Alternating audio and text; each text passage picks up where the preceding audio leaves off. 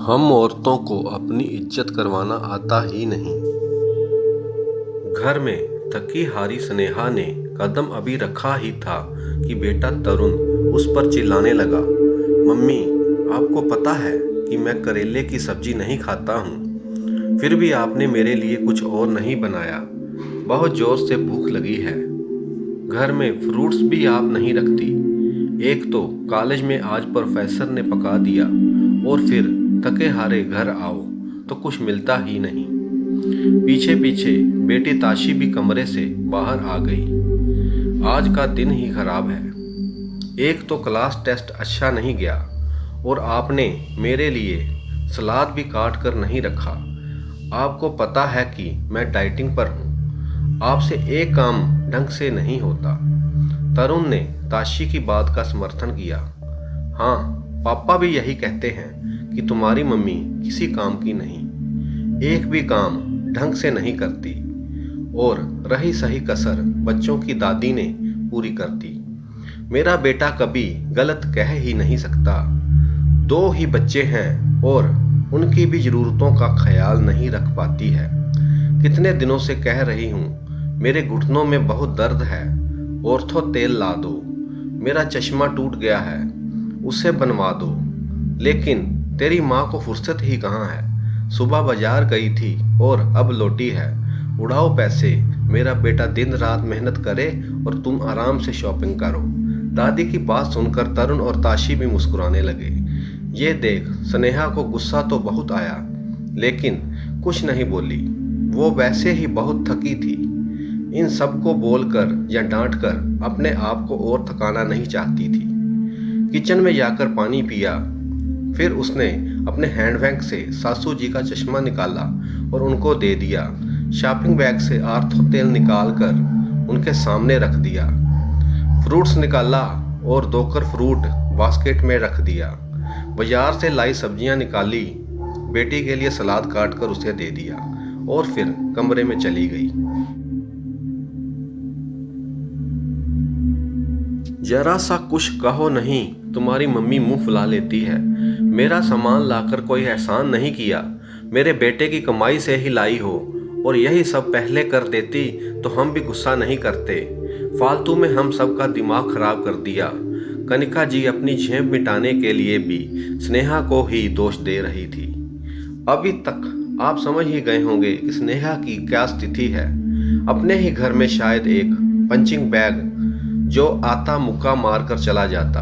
अरे आप अभी पति जी अनिल से तो मिले नहीं। जब घर के बाकी सदस्यों का यह व्यवहार था तो उनसे कुछ अलग उम्मीद बिल्कुल भी मत करिएगा। शाम को घर आते ही कनिका जी ने दिन का सारा ब्यौरा बेटे को सुना दिया और स्नेहा की वजह से तरुण और ताशी भूखे रह गए और बाजार से लेट आई तो वो भी दवा समय से नहीं खा पाई। अनिल का मूड ऑफिस में बॉस की डांट के कारण वैसे ही बहुत खराब था। घर पर स्नेहा की शिकायत, उसका भी सारा गुस्सा स्नेहा पर फूट पड़ा। यार तुम क्या करती हो घर में? मैं ऑफिस में बॉस की डांट सुनूं या घर पर आकर तुम्हारी कामचोरी की शिकायतें सुनूं? किसी काम की नहीं हो। मेरा घर अगर तुमसे नहीं संभाला जा रहा तो साफ साफ कह दो, मैं नौकर रख लेता हूँ। कम से कम इस रोज रोज की शिकायतों से बच जाऊंगा। स्नेहा जिसने अपनी 20 साल की शादी में सिर्फ पति, बच्चे और सासू जी और उनके रिश्तेदारों को खुश करने में बिता दिया, आज ये सुनकर उसकी भी सहने की शक्ति पूरी तरह से खत्म हो गई। उसने कुछ नहीं बोला, लेकिन मन ही मन एक फैसला कर लिया। उसने 2-4 जगह फोन किया और रात का काम खत्म किया और सो गई। सुबह स्नेहा के घर से एक बार फिर तरुण, ताशी, अनिल और कनिका जी के चिल्लाने की आवाज सुनाई दे रही थी। मम्मी मेरा दूध ब्रेड कहाँ है? मुझे आज और चाहिए। बहू मेरे लिए आज उपमा बना देना। स्नेहा मेरा टिफिन और नाश्ता कहाँ है? स्नेहा किचन से निकलकर आई। आप सभी को क्या, कैसे और कितना खाना है इसे बता दीजिए। किचन से एक और औरत बाहर आई। ये माया है, आज से आप सभी की ज़रूरतों का यही ख्याल रखेगी। ये क्या मजाक है? स्नेहा अनिल गुस्से से बोला। हमारे घर में आज तक कोई काम वाली नहीं रखी गई। तुम्हें तो सिर्फ मेरे बेटे की कमाई लुटाने आता है। ये घर का काम करेगी तो तुम क्या करोगी? कनका जी भी तल्खी से बोली, मम्मी जी मैं वही करूँगी जो 20 सालों से आप लोगों की नज़रों में करती आई हूँ, आराम। और अनिल, आपने ही कल कहा था अगर मुझसे घर का काम नहीं संभल रहा तो आपको साफ साफ कह दूँ आप नौकर रख लेंगे। तो आज मैं आपको और बाकी लोगों को साफ साफ बता रही हूँ कि अब मुझसे आपका घर का नहीं संभाला जाएगा। आप सभी को तकलीफ ना हो इसलिए माया को काम पर रख दिया। अब आपको जो चाहिए, जितना चाहिए, सब माया को समझा दीजिए। स्नेहा ये क्या नया नाटक शुरू कर दिया? स्नेहा की बात से बुखलाए अनिल गुस्से से बोला, नाटक ये नहीं नाटक है। नाटक तो आप सभी मेरे साथ करते आए हैं। आप पति बनने का, सासू जी माँ बनने का और तरुण ताशी, अब उन्हें क्या कहें। आज तक जिस घर को अपना समय का संभालती आई, कल पता चला कि वो तो मेरा है ही नहीं। मेरी औकात इस घर में एक नौकर की है या फिर शायद उससे भी बुरी। सुबह से लेकर रात तक सिर्फ और सिर्फ आप लोगों के बारे में सोचती, चिंता करती, लेकिन कभी बदले में मीठे दो बोल नहीं मिलते। मम्मी जी, मैं बाजार घर की, आपकी, बच्चों की और आपके बेटों की ज़रूरतों का सामान लेने गई थी। आपके बेटे की कमाई से अपने लिए कुछ नहीं लाई। थकी हारी धूप में घर आई, किसी ने एक गिलास पानी भी नहीं पूछा। उल्टा शिकायतों का बैग लेकर सब शुरू हो गए मुझ पर चिल्लाना। तरुण के कॉलेज में कुछ गलत हुआ तो उसका गुस्सा मेरे ऊपर निकाल दिया।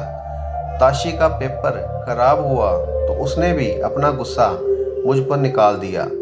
अनिल को बात से डांट पड़ी तो उनका फ्रस्ट्रेशन भी मुझ पर निकाल दिया। और मम्मी जी, इन्हें पता नहीं मुझसे कौन सी जन्म की खुंदस है। कभी आज तक प्यार के दो मीठे बोल बोले ही नहीं। आप सभी ने मुझे पंचिंग बैग समझ लिया है, जिसका मन करता है और अपनी भड़ास और चिड़चिड़ापन निकाल कर चल देता है। हर बात पर मुझे झिड़क दिया जाता। कभी भी आप लोगों ने मुझसे पूछा नहीं कि तुम्हें कोई तकलीफ है, तुम्हारी कोई चाहत है। इससे आप लोगों की कोई गलती नहीं, क्योंकि हम औरतों को अपनी इज्जत करवाना आता ही नहीं। मम्मी जी, आपका बेटा अगर ऑफिस में मेहनत करता है तो मैं भी दिन रात घर में मेहनत करती हूँ। आपका बेटा सुबह 9 से 5 नौकरी करता है, जिसमें संडे के अलावा और भी छुट्टी मिलती है, लेकिन मैं 24 और वो भी बिना छुट्टी के लिए आपके बेटे का घर का काम संभालती हूँ। सबको उनकी ज़रूरतों का हर चीज़ सही तरीके से मिल जाता है। फिर भी मुझे कहा जाता है मैं किसी काम की नहीं और ना ही मैं ढंग से काम करती हूँ। इसलिए मैं आज और अभी से आपके घर की जिम्मेवारी छोड़ रही हूँ। अपने कमरे में जाते हुए स्नेहा पलट कर बोलती है, अनिल औरत सारी ज़िंदगी अपने वजूद को भुलाकर मकान को घर बनाने में लगा देती है और बदले में सिर्फ यही चाहत रखती है कि घर के सभी सदस्य उसे सम्मान दें, उसके प्यार के दो बोल बोलें। लेकिन अफसोस, मैं पूरे घर की ज़रूरतों का ख्याल रखती हूँ, लेकिन तुम सब मिलकर भी मेरा अकेली का ख्याल ना रख सके। सभी की आंखें शर्म से झुक गई। सच ही तो था कहा स्नेहा ने। सभी ने जाने अनजाने उसे पंचिंग बैग समझ लिया था। अगर आपके घर वाले भी आपके साथ यही व्यवहार कर रहे हैं तो आप भी पंचिंग बैग बनना बंद करें। और हमारी कहानी कैसी लगी कमेंट करके बताएं।